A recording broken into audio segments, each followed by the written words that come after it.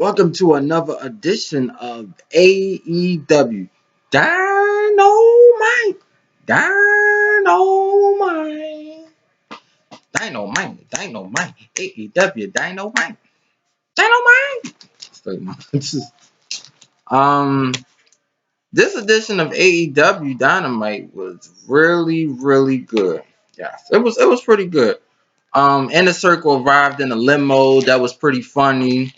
Um, I'm like, look at him coming in a limo, coming in style, boy. I really like the Inner Circle. I really do. They are a really good group. Um, then we had I put Brody Lee versus Moxley. I forgot it was Moxley versus the number 10. So I was like, okay, basically Moxley going to destroy this person. So he did a suplex like like Lesnar to be doing on people, and Drew McIntyre just be throwing them over. I'm like, yeah, Moxley is just he's different now. Cause he's a very dangerous man, just like JR said. And he had good commentary throughout the whole show. Very good commentary. Yeah, he did a suplex like Lesnar. He like a throw suplex. Like Jesus, he Moxley strong boy. Looking at him like my boy, Dynamite. Sorry, that was just who was I don't know who said that. Say no, that was me. Well, I guess the number 10 person had a couple of big moves. Had a big knee strike, got a 1 count. I was like, mm-hmm. So basically, Moxley got the win. He did spike power driver and 2 DDTs, and it looked like he broke his arm too, because he was calling out Brody Lee, but I guess Brody Lee sacrificed him to Moxley. I was like, he just gonna keep breaking people's arms, so I guess 10 is injured. So it was funny. Then it was so funny after that segment when JR was talking about a wrestler. I was like, I bet you he talked about MJF, and that's exactly what he said. Ladies and gentlemen, MJF is coming out here. He's a talented wrestler, but his mouth is just yeah. I like MJF. He's a pretty cool wrestler. I would like to see MJF versus King Corbin. I like MJF to beat him. I think, of course, Corbin to be talking every 5 minutes. Lord, ah, you hate that? Did that hurt? Like, man, you stop yelling. I hear you. You gonna beat somebody up and talk like Jesus. But MJF for a Marco stunt, I was like, okay, so it's another little squash match, but it was still funny because MJF was bullying him around throughout the whole match. But I mean not MJF, Marco Stunt was doing a little bit of cool moves, boy. He was flying over the top rope, but then MJF caught him on that apron, and then he was just playing around with him like, man, you better take him seriously, because then MJF crashed into the steps, boy. I was like, see, he making you mess up. Like, you can't take nobody unlikely. Better shoot, put him away early. And it goes for anything. Put people away early. Shoot, don't take people lightly, man. But it was funny. Then he was doing a little Ric Flair walk in the ring. I said, man, MJF, yo, he is funny. I like his character. They need to keep his character just like that. He is so funny. But of course, he got the victory. And then we had a little standoff with the Luchasaurus versus Warlord. I was like, hey, now they should book that match for Double or Nothing. That could be a little bonus match or something. Shoot, they need to fight. They need to face off at the next pay per view. Luchasaurus versus Warlord versus Brody Lee or something, and versus Lance Archer, a fatal 4-way match for the TNT title or something like that. That could be something. And next up, we had Jake the Snake and Arn Anderson had a face off about their clients, Cody and Lance Archer. And it looks like they might have a future match. Because when they was looking at each other, he was like, well, this table only 6 feet away. And Jake the Snake ripped the table up. And Then out come the referees. I'm like, man, they always do that, man. These referees, man. Like, come on. And I just like to say, I just noticed something. It's always these little squash matches and AEW and WWE. Like, they need to just. I don't want to see no more squash matches. Like, MJF could afford Orange Cassidy, you know. And then if he would have won, be like, okay, or let him face the other guy. I was thinking like MJF versus the Bastard or something. Yeah, that could be something.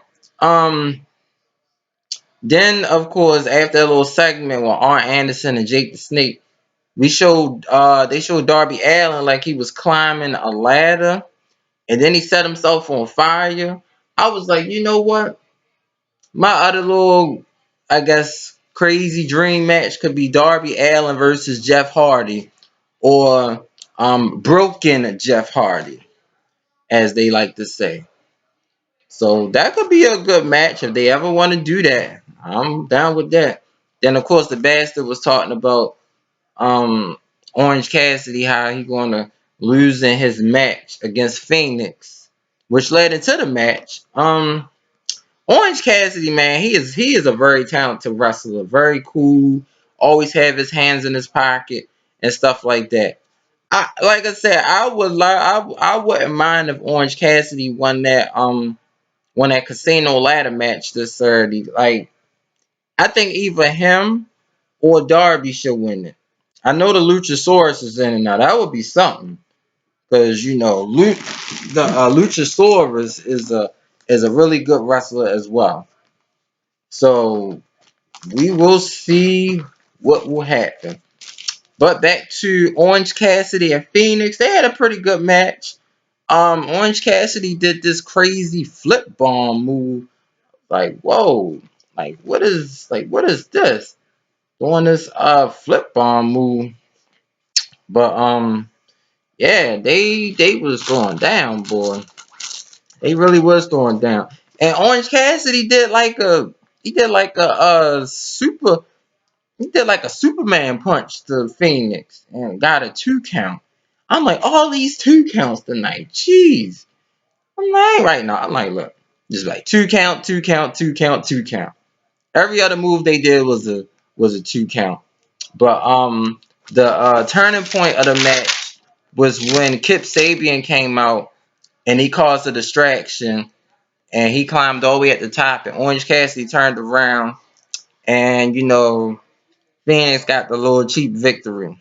I was like, ah, here we go. Then everybody was brawling outside. I'm like, damn, everybody doing these suicide moves, boy. They suicidal, genocidal, homicidal, like Sabu on ECW, boy. All them crazy stuff. But it was pretty cool. Which brings me to the next match. Chris Stantlana versus Sheeta. Course, it was Chris Stantlana and Sheeta versus Brent Baker, the DMD. I really like her. She should be a future AEW Women's Champion very soon. And Nia Rose versus Nia Rose, the Native Beast. It was a pretty good physical match, but they was destroying Britt Baker. Like, who put this together for Britt Baker to just keep, like, why do she keep getting beat up? And they did this one move that move could have ended her career. They just threw Nia Rose to her in the corner. Now, if they didn't practice, I don't know. I'm just saying. I think that was wrong. Shouldn't have done. Don't do no stuff like that. You going? Nia Rose is like 300. I don't know how much she weighed, but she's a big wrestler. That's just like with Nia Jax. You can't pick up Nia Jax and throw her like an Oscar without her protecting herself. And then Britt Baker got a knee injury. I'm like, yo, what is going, like, what was, I'm just like, okay, what was the point of Britt Baker taking all this damage in the match?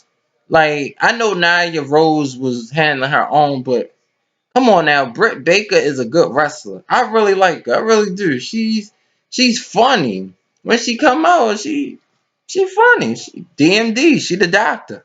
I like her. But I really like the ending though. But it was a pretty good physical match. Nia Rose did that big power bomb on Sheeta and she pinned her. I was like, good. I was like, good. I know it seemed like Sheeta's supposed to be the hero, and I know Nia Rose is the champ. But it was a good match. I would love to see Nia Rose versus Nia Jax. That will be good. That I mean, why can't they do that? Why can't they do a cross brand matches? Like Nia, I'm just saying, all right. So Nia Rose versus Nia Jax. That's one. MJF versus King Corbin. Like, someone that's kind of similar.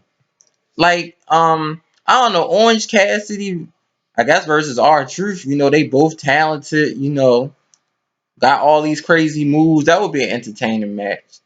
I don't know, I guess Bobby Lashley versus Brody Lee. I'm just thinking. But next up we had Sean Spears news. I was like, who the? I'm like, at first I thought it was CNN news coming on. I'm like, what the heck is? I was like, oh, it's Sean Spears. Like, okay. So he was taking shots at Cody. So now he challenged Dustin Rhodes to a match at Double or Nothing because I guess he's saying he retired. He can't do it no more. So I said, well, we will see. We certainly will see. But I know Dustin Rhodes will probably be there, so we know it's going to be a pretty good match. Then of course they had John Moxley talking about sacrificing for that title.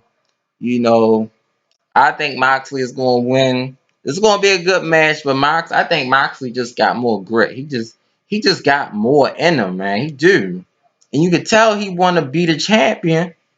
He's not taking this champion lightly. He taking every opponent seriously. Just like he took Jack Hager seriously, Chris Jericho. Now he got Brody Lee. So, hey, I'm happy. I want him to stay champ for a long time. For us, my favorite wrestler. Next we had Sammy, the Spanish guard, versus Matt Hardy. And this was a physical match, boy. I mean, they was doing like these big knees. Oh shoot. I was sitting on the pen. They had Woo, sitting on this pen. Jesus. They was doing all these crazy moves. It was a big knee to Matt Hardy. That I thought that move was it, but broken Matt Hardy, he just wouldn't give up. So wouldn't Sammy, even when his foot got no, Matt Hardy took off his foot and he was biting something. I'm like, here you go, acting crazy. So man, he was just acting crazy the whole match. But Sammy did this rising knee strike. I was like, whoa, that was just crazy. Sorry about getting up like that. No, y'all saw, but it was a pin. This pin was like on my foot, or it was somewhere. It was sticking me somewhere. I don't know. But Matt Hardy, he got the victory. He did about 3 twists of fates. That third one was just vicious. And then they showed the Stampede match, and out comes the Young Bucks getting Jericho. Out comes Hangman Page. Almost fought to be. Out comes Hangman Page, and I'm like, yo, all these people, they was going back and forth. I'm like, yo, that match gonna be crazy. But then, um, Hangman Page kind of walked off. I guess he the type of person, he don't like to be around crowds. I guess that's just what it is. He gonna be with them during a match, but then after they win, he probably gonna just grab a beer and just roll on out with his tag team partners. Probably just business as usual. But I think it should be a good match. Look like they was about to destroy Omega, hit him with a baseball bat. But Matt Hardy came back and the Young Bucks. I was like, okay, the Young Bucks are back. Okay. Man, they are a good tag team too. But I hope y'all enjoyed this review.